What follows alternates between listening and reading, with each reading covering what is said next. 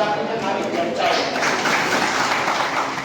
બાકી આપણે બધાએ સાથે મળી અને જૂનાગઢને આઝાદ કરાવવાનું છે, મુક્ત કરાવવાનું છે. કેમ કે વર્ષોથી આ ભાજપ વાળાએ જે રીતે ગુંડાગીરી કરીને આપણી જૂનાગઢની જગ્યાઓ દબાવેલી છે, પાર્ટીઓ ખાઈ ગયા છે, વેચી નાખ્યા છે, આ તમામ બાબતે આપણે જૂનાગઢને આઝાદ કરાવીશું. ચોક્કસની વાત છે કે લોકસભાની ચૂંટણી હોય, વિધાનસભાની ચૂંટણી હોય, મહાનગરપાલિકાની ચૂંટણી હોય, ચડાવ-ઉતાર આવશે. પણ મેં આપને કીધું કે વિપત પડે ના ઓળખીએ. કોઈ વિપત પડે તો એમાં કાંઈ વખાણ મારવાની જરૂર નથી. જ્યારે જ્યારે વિપત પડે ત્યારે ઉત્તમ કરીએ. ઉત્તમ એટલે કે મહેનત કરીએ.